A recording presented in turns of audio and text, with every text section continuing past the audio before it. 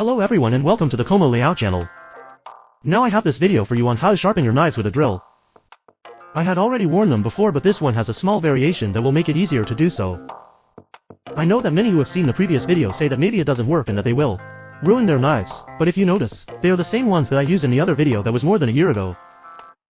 So you can be sure that if you do it as I tell you, your knives will last a long time. But still remember that it is just a tip, so let's see what we will need to do it.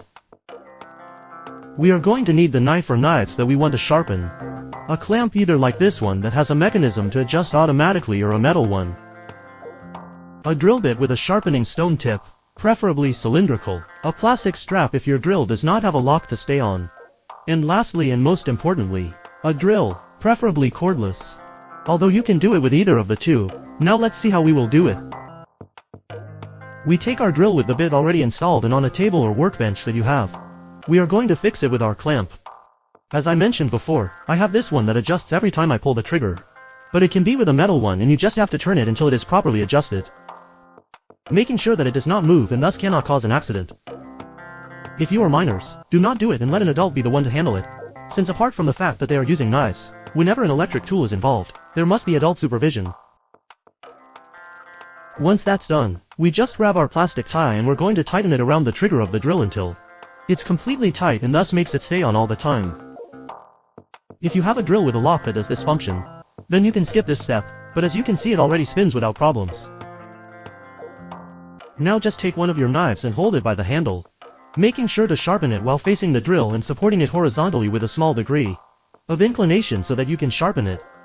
Remember that you have to do it on the opposite side to where the stone is rotating so that there is friction between it and the metal. I repeat that preferably it is a stone that is cylindrical so that it is easier for you to do it. Alternate the sides so that they leave it even and constantly check the blade to make sure not to overdo it or leave it too sharp. You can tell because the blade will be a lighter, shinier color than any other part of the knife.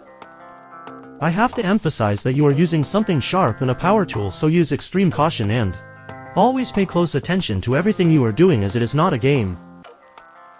Now that we finish doing it with all the knives we want, just take some scissors or tweezers and cut the plastic tie so that the drill turns off. If you have the drill with the lock, just remove it and it will stop spinning. Be careful when doing this as it may be very hot in the area where the drill motor is located. Now just remove the brazier and put away your tool. Lastly, just wash your knives very well to ensure that there are no chips or metal remnants left on them. To make sure it is sharp, just take a tomato or some soft vegetable and cut it. If it had no edge, it would be difficult for them to cut it and it would be noticeable because the vegetable would be crushed when trying to slice it, but as you see on the screen it cuts it without problems and without any of it being crushed.